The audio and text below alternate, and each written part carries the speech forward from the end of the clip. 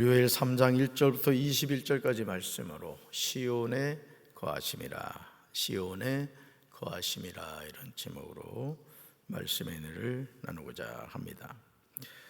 요엘 2장 27절에서 하나님이 바라시는 이상적인 세상의 모습이 무엇인지가 나옵니다. 우리 요엘 2장 27절 같이 읽습니다.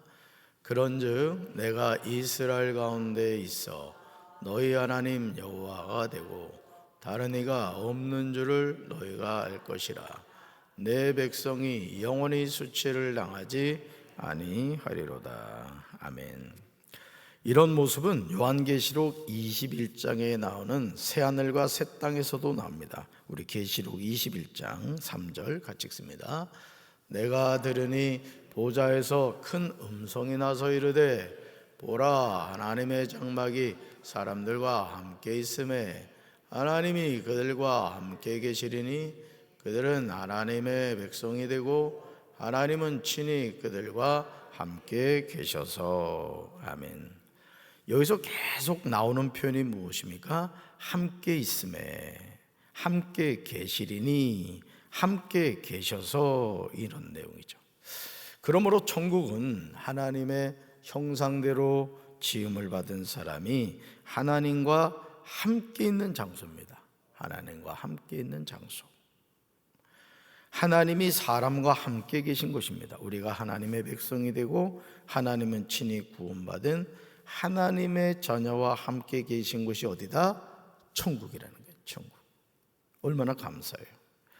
요엘 3장은 대환란과 최후 승리에 관한 내용입니다. 요엘 2장 32절에서 하나님은 누가 구원받게 되는가를 친히 말씀하고 계세요. 말씀 같이 읽습니다. 누구든지 여호와의 이름을 부르는 자는 구원을 얻으리니 이는 나 여호와의 말대로 시온산과 예루살렘에서 피할 자가 있을 것이며 남은 자 중에 나 여호와의 부름을 받을 자가 있을 것임이니라. 아멘. 사랑하는 성도 여러분, 누가 하나님의 구원을 받습니까? 누구든지 여호와 이름을 부르는 자입니다. 영접하는 자, 곧 그 이름을 믿는 자들에게 하나님의 자녀가 되는 권세를 주신 것과 마찬가지예요. 그러니까 여러분, 우리가 구원을 받는 것은 하나님의 은혜죠. 내 수고와 노력으로 구원받는 사람은 없어요. 그러나 누구든지 주의 이름을 부르는 자는 내가 해야 되는 일이란 말이에요. 또 예수님을 영접하는 것도 하나님의 은혜로 하는 것이지만 마음으로 믿어 의에 이르고 입으로 시인하여 구원에 이르는 거예요. 그러니까 여러분들이 자꾸 믿음의 말을 해야 돼요. 어제도 강사 목사님이 말의 권세에 대해서 이야기했잖아요. 그죠? 그래서 제가 여러분들한테 늘 선포하게 하잖아요. 따라해 보세요. 나는 된다. 우리 가정은 축복받았다. 우리 교회는 부흥한다. 우리나라는 좋은 나라다. 아멘. 자꾸 선포하란 말이에요. 여러분, 이 말이라는 건 사라지질 않아요. 말이라는 건. 그래서 제가 언젠가 들었던 얘기인데, 이 말이라는 게 마치 전파가 이 공간에 떠돌아다니는 것처럼 지금도 이 말들이 떠돌아다닌다는 거예요. 그래서 앞으로 과학이 발달하면 뭐 100년 전, 200년 전 말을 이렇게 찾아낼 수 있다, 뭐 이런 얘기를 제가 들은 적이 있습니다. 여러분, 누가 하나님의 구원을 받습니까? 누구든지 여호와 이름을 부르는 자가 구원을 받게 되죠. 하나님은 이런 사람을 피할 자, 남은 자, 구원을 받은 자라고 말씀하세요. 요엘 3장 1절에서 하나님은 이 사람들에 관하여 분명히 말씀하십니다. 말씀 같이 읽습니다. 보라, 그날 곧 내가 유다와 예루살렘 가운데서 사로잡힌 자를 돌아오게 할 그때에. 아멘. 요엘 2장에서 하나님은 믿는 자들이 장차 얻게 될 구원의 은혜를 언급하고 있어요. 그런데 요엘 3장은 심판으로부터 시작됩니다. 그 심판의 대상인 이스라엘의 대적은 이스라엘을 징계하기 위한 도구로 사용되다가 최종적으로 이스라엘의 대적자로 규정되어 하나님의 온전한 심판을 피할 수 없게 되었다는 사실을 밝히고 있습니다. 사랑하는 성도 여러분, 여호와께서 민족을 심판하시는 그날과 그때를 우리는 알지 못해요. 하나님의 심판이 언제 시작되는지 우리는 알 수 없다는 거죠. 여러분, 제가 노아의 그 방주에 대해서 많이 얘기하지만은 언제 하늘에 그 문이 열리고 땅으로부터 물이 솟아나게 될지 노아도 몰랐단 말이에요. 하나님이 때가 되었을 때 노아야 방주로 이제 들어가라, 그 말씀을 하나님이 하셨을 때 노아가 자기 가족들과 8명이죠 방주에 들어갔고, 여러분 그 방주의 문을 누가 닫으시죠? 하나님이 닫습니다. 노아가 닫은 게 아니에요. 그러니까 구원의 문은 하나님이 여시고 하나님이 닫으시는 거예요. 그러니까 우리는 순종하는 거죠. 누가 예수 믿고 구원받을지 우리는 몰라요. 그러나 듣든지 아니 듣든지, 때를 얻든지 못 얻든지 복음을 전하면 반응하는 사람이 있단 말이에요. 그 사람을 하나님이 택한 사람이다, 우리는 이렇게 말하는 거죠. 여러분, 하나님은 이스라엘을 징계하기 위한 도구로 사용한 이방 민족을 반드시 심판한다는 거예요. 그러니까 여러분, 참 어떻게 보면 이방 민족은 억울할 수가 있어요. 하나님의 쓰임을 받지만, 하나님의 백성을 징계하는 도구로 쓰임을 받지만 결국은 하나님의 심판을 받게 되죠. 여러분, 우리가 저도 어린 시절 아버지한테 종아리를 맞은 적이 많은데, 여러분 그 종아리를 때린 막대기를 물론 뭐 아주 경고용으로 딱 보기 좋은데 이렇게 경고성으로 놔두기도 합니다만은 대부분은 종아리를 때리고 나면 꺾어버리죠. 속상하니까. 사실은 그런 것과 마찬가지라는 거죠. 요엘 3장 2절에서 그 장소가 어디냐, 여호사밧 골짜기임을 알게 돼요. 우리 2절을 우리말 성경으로 읽습니다. 나는 모든 민족들을 불러 모아 여호사밧 골짜기로 데려갈 것이다. 내 백성이며 내 유산인 이스라엘에 관해 그곳에서 그들을 심판할 것이다. 그들은 내 백성을 민족들 사이로 흩어버렸고 그들은 내 땅을 쪼개 나눠 가졌다. 아멘. 여호사밧 골짜기는 여호와께서 심판하신다는 의미가 있어요. 여호와께서 심판하신다. 역대하 2장 26절에서 여호사밧이 하나님의 도움으로 모압, 암몬, 에돔 연합군을 물리친 골짜기로 하나님이 살아 역사하신다는 사실을 증거하는 지명으로 사용이 되었어요. 어디가? 여호사밧 골짜기가. 그러니까 여러분, 오늘 우리가 하나님이 심판하시는 이 여호사밧 골짜기에서 아주 극명하게 나눠지는 거예요. 하나님이 함께 하실 때, 여러분 하나님의 심판 앞에서 하나님의 자녀는 어떻게 돼요? 구원을 받게 되고, 하나님을 믿지 않는 자녀는 어떻게 돼요? 심판을 받게 되는 거예요. 그러니까 똑같이 수능 시험을 봐도 시험을 잘 준비한 학생은 뭐 이번에도 만점 받은 학생이 있더라고요. 아주 생기기도 저처럼 아주 잘생겼더라고 보니까. 어제든 그 얘기하는데 얼마나 의젓한지. 여러분 마찬가지예요. 수능 시험도 잘 준비된 학생은 그 점수로 영광을 받게 되죠. 그러나 시험을 준비하지 않은 학생은 어떻게 돼요? 그 점수로 결국은 자신이 원하는 대학에 진학을 못하게 되죠. 우리 살아가는 삶도 마찬가지다라는 거예요. 여러분, 이 모든 일을 행하시는 분이 누구시다? 하나님이시다라는 거예요. 하나님은 내가 만국을 모아데리고 여호사밧 골짜기로 내려가겠다고 말씀하세요. 내 백성 내 기업인 이스라엘이라 하시고요, 거기에서 그들을 심문하겠다고 하세요. 이방 민족이 하나님의 백성, 하나님의 기업인 이스라엘이 한 일이 무엇입니까? 이스라엘을 나라들 가운데 흩어버리고 하나님의 땅을 나누었습니다. 심지어 제비 뽑아 내 백성을 끌어가서 소년을 기생과 바꾸며 소녀를 술과 바꾸어 마셨어요. 이방 민족의 죄악이죠. 그러니까 여러분, 우리가 이 땅에서 구원받은 하나님의 자녀로 살아간다는 것은 무엇을 의미하느냐? 우리 강사 목사님도 말씀하셨지만은 제가 늘 드린 말씀이에요. 여러분, 예수님을 믿지 않는 사람은 아무리 착하고 선해도 그 사람은 마귀의 자녀인 겁니다. 마귀의 자녀. 신분이 그래요. 신분이.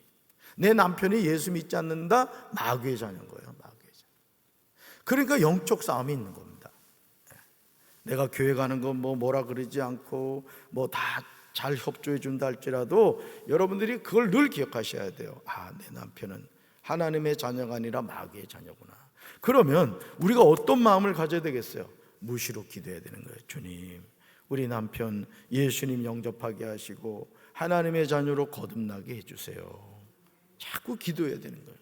아멘이십니까? 하나님의 도움을 구해야 되는 거예요. 방치하면 안 되는 거예요. 네. 여러분, 그렇기 때문에 하나님은 하나님의 자녀를 버리지 않았어요. 읽어볼까요?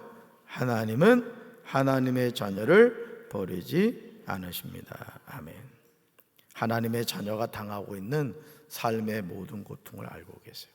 원수들이 행하는 악한 행동들을 다 기억하시죠. 그리고 하나님의 때에 하나님은 그 모든 죄에 관하여 심판하십니다. 어제도 강사 목사님이 저도 이 부흥회하면서 그렇게 끝까지 이렇게 예언 기도해 주시는 건 처음 봤어요. 사실 제가 하객교에서 부흥회할 때 서기론 목사님 얘기했잖아요. 한 교회에서 10년 3개월을 부목사 생활한다는 게 쉽지 않거든요. 제가 나이가 37인가 하객교회 부목사로 갔는데 사실 담임 목사로 나가야 될 나이에 참 또 가게 됐죠. 그 10년 3개월을 있는데 참 힘들더라고요. 뭐 힘든 게 다른 게 아니고 그런 게 있어요. 이 담임 목사들이 참 잘못된 어떤 모습일 수 있는데 이 부교육자가 아주 열심히 하고 또릿또릿하게 하고 하면은 인정을 해줘야 되잖아요, 그죠? 근데 경계를 하시는 분이 있어요. 저놈이 무슨 꿍꿍이로 저리나 이런 분들이 있어요. 그래서 저 열심히 했거든요. 근데 자꾸 이게 막 딴지를 걸고 못하게 하고 그런 일들이 있다 보니까 마음이 좀 무거웠죠. 근데 부흥회를 했는데 이제 서기론 목사님이 우리 부교육자들도 담임 목사님이 기도받으라 해가지고 이제 기도를 받았어요. 어제 우리 강 목사님처럼 교육자들이 다 나와서 기도를 받았다. 근데 서 목사님이 이제 순서대로 이렇게 기도를 해주는데 제 차례가 와서 어제 저도 강사님한테 사실은 기도를 받았거든요.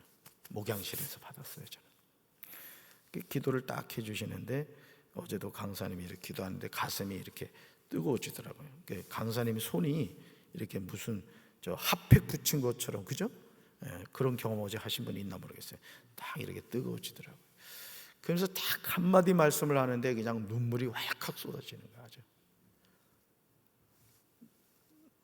내가 너를 잘 알고 있다. 너는 잘 준비된 목회자구나. 균형 있게 준비가 되어 있구나. 내가 이제 너를 쓸 것이다. 걱정하지 말고 염려하지 말아라. 이 말을 하는데요, 그냥 애들이 왜 놀래가지고 울듯이 그냥 눈물이 그냥 탁 터져요. 그때 그 하객동에 홍수 났었습니다. 제가 울어가지고. 그게 그렇게 위로가 되는 거예요. 나는 어제도 참 우리 여기 오신 분들은 다 거의 기도를 받으신 분들 같은데 아니 그 은혜 잔치의 마지막 날 왜 안 오냐고. 와서 은혜를 받아야지. 참 너무 안타까웠어요. 아니 뭐 자녀를 위한 헌금을 하십시오 하면은 뭐 할 수도 있고 안 할 수도 있는 거예요. 뭐 그게 강제성이 있는 게 아니잖아요. 마음에 감동되는 대로 뭐 1,000원을 할 수 있고 10,000원을 할 수 있고 아니 없으면 뭐 어때? 기도 받는 거지. 어제 헌금 안 한 분도 다 기도 받았어요. 그러면 그런 은혜 자리에 나와서 무조건 머리띠 미는 거야. 머리띠 밀고 받는 거지. 아멘. 괜히 엉뚱한데 이제 무당 점쟁이 찾아가지고 기도 받거나 이러지 말고 말이죠. 일일이 다 앉아가지고 다 해주시고. 어제 우는 분들 많더라고. 왠지 알아요? 주의 종을 통해 하나님이 예언의 말씀을 해준단 말이야. 그러면 이 예언이라는 것은요, 내 안의 영적 상태, 또 내 삶에 대한 영적인 하나님의 진찰과 같은 거예요. 진찰. 하나님이 나를 이렇게 생각하고 계시는구나. 그게 위로가 되는 거란 말이에요. 아멘이십니까? 하나님은 하나님의 자녀를 버리지 않으셔요. 아멘이십니까? 하나님의 자녀가 당하고 있는 삶의 모든 고통을 알고 계신다고요. 원수들이 행하는 악한 행동을 다 기억하세요. 그리고 하나님의 때에 하나님은 그 모든 죄에 관하여 심판하신다는 거죠. 요엘 3장 4절부터 6절에 이방 민족들이 행한 죄가 무엇인지 하나님은 구체적으로 열거하고 계세요. 자, 그런데요, 8절 하반절을 보세요. 8절 하반절. 8절 하반절을 보시면 이런 내용이 나오죠. 여호와께서 말씀하셨느니라, 이렇게 나와요. 거기다 밑줄 보세요. 여호와께서 말씀하셨느니라. 이거는 마치 결제하는 것 같아요. 도장 찍는 것 같다고요. 그러니까 이 모든 말씀은 누가 하신 거라는 거예요? 하나님이 하시는 거예요. 하나님. 사실 저는 정성진 목사님을 몰랐어요. 사실은 신평교회 그 홍용관 목사를 통해서 그 교회 부흥에 오셨다가 바로 이제 연결을 해줘서 강사님으로 모시게 됐는데, 참 목회 노련미가 느껴지죠? 벌써 40년 목회하셨고 참 성품이 너무 좋으시더라고요. 디치빈스 카페에서 아포카토를 2번인가 제가 대접을 했거든요. 거기서 같이 얘기하고 이렇게 했는데 참 너무너무 참 어른이시더라고요. 진짜 어른이시더라고요. 여러분, 여호와께서 말씀하셨느니라, 이 모든 말은 사람의 말이 아니라는 거예요. 모든 민족이 전쟁을 준비하고 용사를 격려하고 병사도 다 가까이 나와서 여호사밧 골짜기로 올라온다고 할지라도 그들이 어떻게 살아계신 하나님을 이길 수 있겠어요? 여러분, 하나님을 이길 수 있는 것은 이 세상에 아무것도 없다고요. 그런데 그 하나님이 나에게 뭐가 돼요? 아버지가 되신단 말이에요. 아버지가.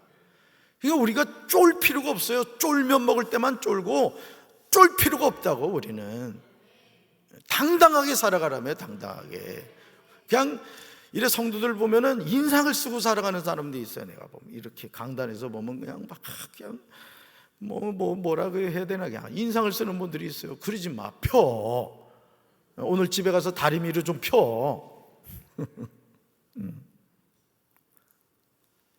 이방 민족들이 모든 생업을 포기하고 전쟁을 준비한다고 하더라도 하나님이 함께 하시는 이스라엘을 당해낼 수가 없어요. 선지자 요엘은 11절에서 이렇게 기도하고 있어요. 읽어봅니다. 여호와여, 주의 용사들로 그리로 내려오게 하옵소서. 이것은 열국과 대적할 이스라엘 민족을 가리키기도 하지만 종말론적인 의미로는 그리스도가 마지막 날에 사탄의 세력을 소멸하시게 오실 때 거느리실 천군 천사의 모습을 연상시킵니다. 여호와께서 시온에서 큰 소리를 내시고 예루살렘에서 말씀하시면 땅과 하늘이 요동치는 거예요.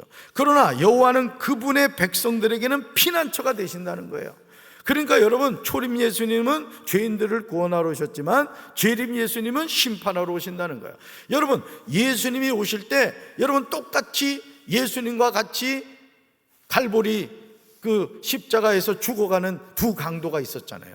근데 우편강로는 그 고통스러운 순간에 예수님을 고백하고 천국을 가고 말이죠. 좌편강도는 그 구원자가 바로 옆에 있는데도 불구하고 조롱하다가 지옥 가잖아.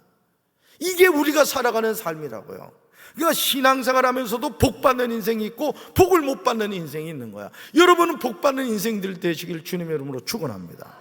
100명의 새벽기도 용사들이 세워져서 새벽마다 부르짖고 말해. 200명의 금요 성령기도 용사들이 세워져서 부르짖어 기도하면 못할 일이 뭐가 있겠어요? 못할 일이. 두세 사람이 모인 곳에서 내가 그들과 함께 하는데 말이죠. 할렐루야. 이스라엘 자손들에게 요새가 되세요. 그러므로 요엘 3장 17절에서 하나님 분명히 말씀하세요. 우리말 성경으로 읽습니다. 너희 하나님 여호와인 내가 내 거룩한 산 시온에 있음을 너희가 알게 될 것이다. 그러면 예루살렘은 거룩해질 것이고 이방 사람들이 더 이상 그곳을 지나가지 않을 것이다. 아멘. 이 모든 일을 앞서서 행하시는 분은 살아계신 하나님이세요. 여러분, 하나님의 백성을 괴롭힌 애굽이 뭐가 돼요? 황무지가 돼요. 에돔은 황무한 들이 돼요. 그 이유는 그들이 유다 땅에 들어와서 하나님의 백성을 폭행하고 죄 없는 사람을 죽였기 때문이에요. 그러나 하나님이 세우신 유다는 영원히 있습니다. 예루살렘은 대대히 있어요. 그러므로 요엘 3장 21절에서 하나님이 약속하세요. 여러분, 하나님이 이제는 갚아주겠다 분명히 말씀하세요. 21절 같이 읽습니다. 내가 전에는 그들의 피 흘림 당한 것을 갚아주지 아니하였거니와 이제는 갚아주리니 이는 여호와께서 시온에 거하심이라. 아멘. 오늘 설교 제목이 뭐예요? 시온에 거하심이라. 근데 여러분, 하나님이 시온에 계신 게 아니야. 우리 안에 계시다고 말이에요. 말씀이 육신이 되어 예수님이 이 땅에 오셨고 이 성탄의 계절에 오셨잖아요. 그리고 그 예수님이 감람산에서 제자들이 보는 가운데 하늘로 승천하시면서 오순절 마가의 다락방에 성령님이 오셨다고. 여러분, 예수님은 몸을 가지신 분이었기 때문에, 물론 부활하신 예수님은 다릅니다만은 육신을 입고 오셨던 초림 예수님은 사실은 공간적인 제한을 받으셨단 말이에요. 근데 성령님은 어디든지 계시다고. 그러니까 하나님이 누구 안에 계시다? 내 안에 계시다. 어제 우리 성도들이 선포하는 것대로 저 우리 교회가 될 줄로 믿습니다. 그러니까 여러분들이 기도할 때 자꾸 선포한단 말이에요. 선포하면서 여러분 자신을 축복하며 기도하고 여러분 가정을 위해, 자녀를 위해 막 축복을 한 말이에요. 우리 교회를 위해 축복하고 말이죠. 아멘이십니까? 여러분의 삶에 그런 하나님의 은혜가 함께 하시길 바라고, 이번 부흥성회를 통해 하나님의 주신 은혜를 까먹지 말고 잘 간직해서 하나님의 축복받는 우리 성도들 되기를 주님의 이름으로 축원합니다. 가슴에 손 얹겠습니다. 사랑의 주님, 귀한 강사님 보내주셔서 10번의 집회를 통하여 우리 교회에 꼭 필요한 말씀 주시고, 어제 저녁에는 강사 목사님 많이 피곤하셨을 텐데 한 사람 한 사람 다 예언의 말씀을 해주시며 축복해 주셔서 감사합니다. 우리 성도들 선포된 예언의 말씀대로 이루어지게 하시고 우리 교회가 아버지 평안하여 든든히 서가는 교회, 구원받는 영혼이 날마다 더해지는 교회, 성령의 바람이 부는 교회, 부흥의 물길이 타오르는 교회가 되게 도와 주시옵소서. 예수님의 이름으로 간절히 축복하며 기도합니다. 아멘.